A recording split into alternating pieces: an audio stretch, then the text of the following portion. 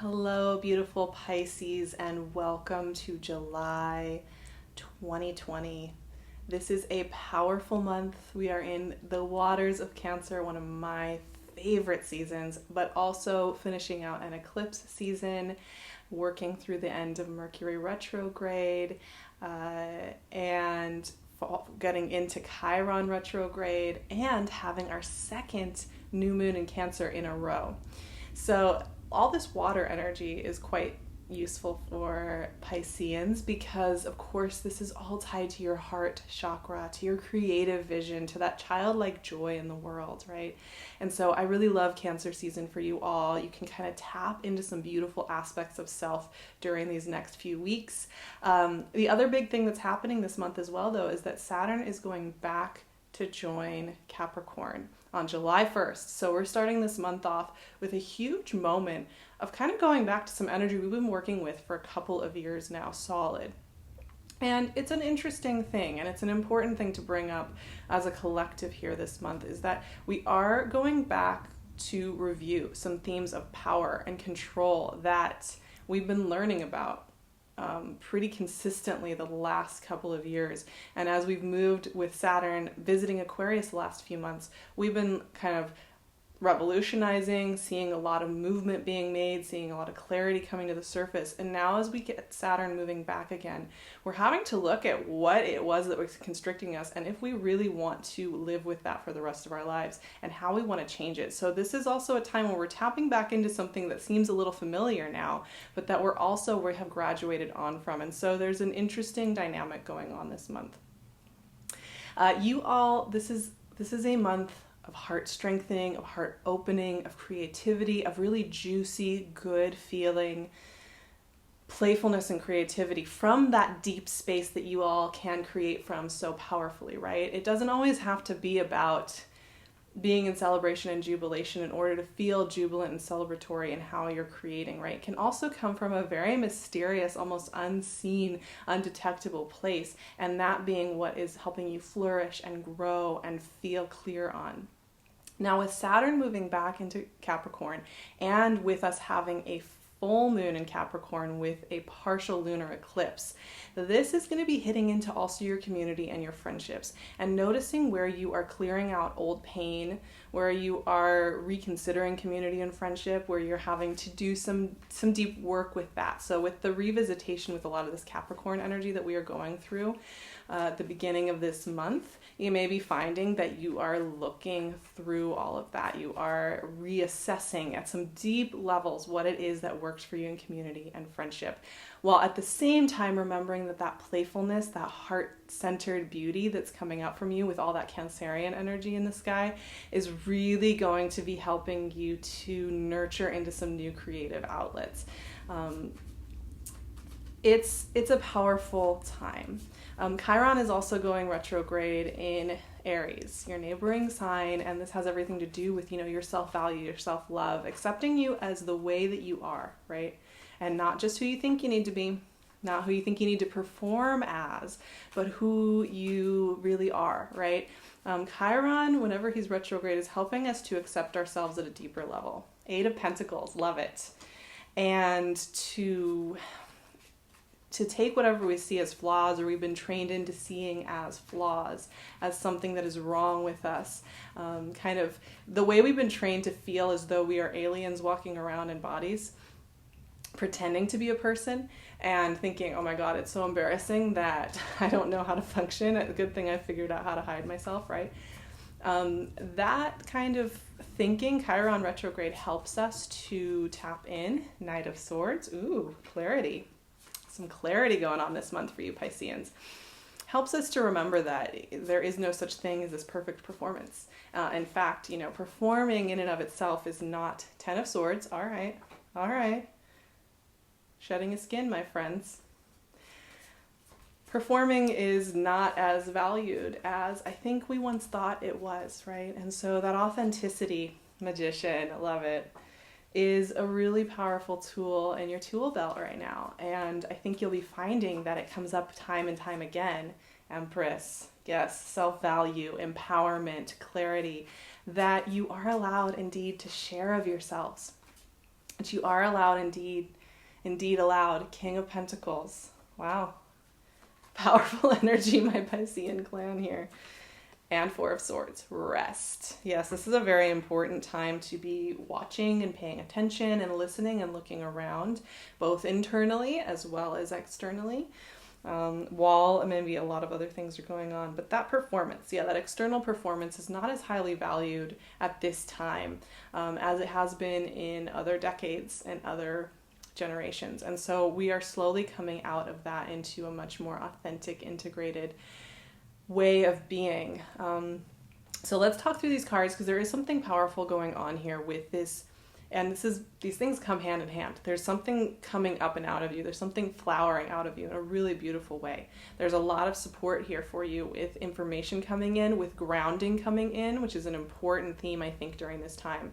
Healthy grounding that feels good to you and does not feel like a prison or like something that is pulling you down to the ground in like a negative way, but grounding that's nourishing to you is really important this month as you're growing, because there's also this skin shedding happening, and there's also this leaving behind that's happening at the same time between Saturn moving back to Capricorn, a full moon and a lunar eclipse in Capricorn, which is closing out our eclipse season for once and for all, at least for now. And then Mercury going direct and the beginning of Leo season, which steps into how we want our daily rituals and the work we do in the world to shift.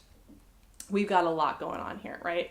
So right away, what you do in the world, how you share of yourself and your gifts and your talents and your voice and your resources is coming straight up. And there's some clarity around this. There's some news around this. There's something that maybe has felt foggy or unclear that is coming to clarity, that is coming to understanding. And actually during this time, your ruling planet Neptune went retrograde in June, on June 23rd. And when Neptune goes retrograde, we can often actually see really clearly, because the planet of fantasy going inward and helping us to see ourselves more clearly can help us get really great answers.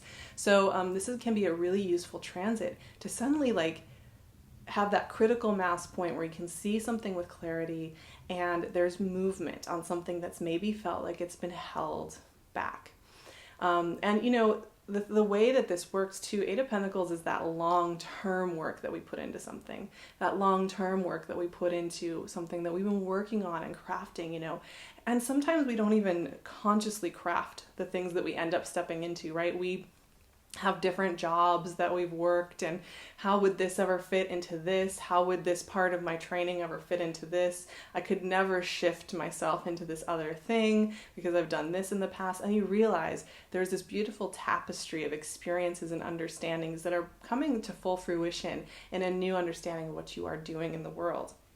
Now, yes, often as we are getting clarity and we are growing into who we are becoming next, we do tend to go through this phase at the same time, this Ten of Swords kind of close out little death within ourselves, and to shed something that's no longer serving. It always goes hand in hand, that as we start to express ourselves more authentically in the world, we leave something behind. Now, Ten of Swords is a complex energy, and a lot of people resist this energy. They say, no, it's about being stabbed in the back. It's about being betrayed. This is the end of the 10 suit, the sword suit, right? The 10. It's the culminating point, the close out point in the process. And when we get to the 10, it means that something has completed. There's nothing left you can do, right? It is done and you know it, and it's closed out. The only way this becomes painful is when we keep reinserting ourselves in the same situation, hoping for different results and feeling awful about it. And that's where I was saying, grounding for you this month, looking at your routine, looking at your habits, looking at what makes you feel really heavy. And this gets down to details. It's not always about these huge shifts in our lives, right? It can be about literally what we eat for breakfast and what time we go to bed. It can be about which phone calls we take, which friends we call when we need help. It can be these little micro adjustments that really help you feel more nurtured and not imprisoned in who you've been in the past, because you're getting invited here, my friends. Whew. Magician and the Empress. Are you kidding me right now? Okay, so this is a big call. These two are creators. You know, one is very electrical, right? It's very mercurial, it's very communicative and magical, kind of manifesting things, right? And the Empress is very much about like the natural process of something growing up through the ground, right? The thing that we give birth to. So these are very different principles of creativity, yet they both speak to something coming from the unseen world into the physical, into the real world, into the way you move forward. And so it's interesting with your cards this month. The message that had come through for me before we even started today was that, you know, your heart is opening and strengthening at this time. Energy is moving in your favor. There is this kind of sense that, you know, as you listen to your heart, you're getting called and called and called to open up and to create and to share of yourself in this really authentic, powerful way. And seeing this here, it makes me realize, yeah, it's going to take integrity and it's going to take courage and it's going to take being really honest with yourself and with others. But it's also going to feel right. These are cards of new beginnings. These are cards of new insight. These are cards of new understanding. They are really powerful energies, and I'm loving this for Pisces. I know there's been a lot of uncertainty and doubt. I know there's been a lot of this kind of holding pattern that has been in the mix. So even if things have been moving forward, there's been this deeper sense of like, but what does any of it mean? What is it all going to come to, right? This deep, deep questioning. Now, King of Pentacles is here as well, and you know, you may be having some earth energy around you in your life, and King of Pentacles and Empress are very tied to Taurus. An interesting energetic pulse going on there, right? Taurus energy is all about birth. It's all about fertility, right? And like the ooey gooey goodness of life, the way we invest, the way we put our feet into the soil, the way we nurture ourselves into greatness, right? And greatness doesn't always have to be about running an empire. You know, that's the thing. It's like we're often told in this positive culture that the goal is to have tons of money all the time, to have an empire, to own everything. But what we're really after is that deep sense of contentment and being held and being safe so that we can create. I think Pisces, you know, you have so much beauty to give the world. And if you can feel that you are safe, you know, like to fully feel and fully expand out in this physical form, the things that you can bring forward are so powerful. And I think that's such an important message. In fact, you know, the last message that wanted to come through in our reading today is the Four of Swords, which is a message of rest and incorporation. It's also, you know, 4 in tarot is a really interesting one because it's a culminating point. 4 rounds something out. 4 rounds out a learning cycle on like kind of the smaller level. It's where we incorporate something so that we can take it forward and move forward on it. This makes me think about Mercury retrograde in your 5th house, in your heart chakra house, in your creative house. The first half of this month, you may be feeling like you're coming to greater understanding about what it is you are bringing to this world and why it matters. You may be finding that you're coming to greater understanding about this kind of ooey gooey creating that you're going to be bringing to the world and what that looks like and what that feels like and what that tastes like. This is a beautiful month to do, to kind of do meditation or rest where you feel through your body the sensations of what it is that you're bringing into this world. You know, the taste, the smells, the feels of the things you have around you, of the things you are creating, of what a typical day or a week feels like for you, and really playing with the clay of that process, that creative process. There is something that wants to just come out of you and shine and be a part of this world. And it does take integrity, it does take growth, it does take that discomfort of knowing that something has closed. For you, most of the energy here is about new beginnings. Most of the energy here is about investing that time and that energy. Most of it's about coming to fruition something. But there is that sense that it does mean you will have to leave something familiar, perhaps very familiar, behind in order to fully embody what it is that is calling you next. The other thing to kind of keep in mind is that some of the things you may see coming up for you this month in your practices or in your rest or in your visioning may be things that take another 6 months to fully come into your field of vision, but you may be feeling very connected with them this month. And that is an awesome thing. I love that for you. Let yourself feel it.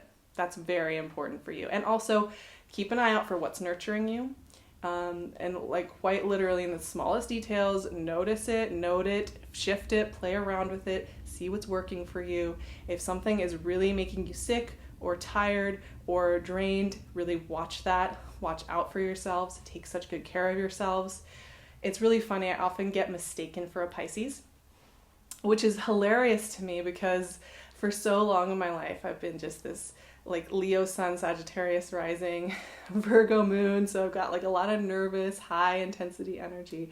But I think I've just slowly been practicing more deeply into your energy and appreciating how to learn from it. So I'm super grateful to you guys. I also have Neptune in my first house, so I'm kind of always affected by the Neptunian landscape, and I love it. And I love you all. So take such good care of yourselves. If you want more guidance during this eclipse season, during this Mercury retrograde, during this very powerful time, I have a beautiful little community over on Patreon.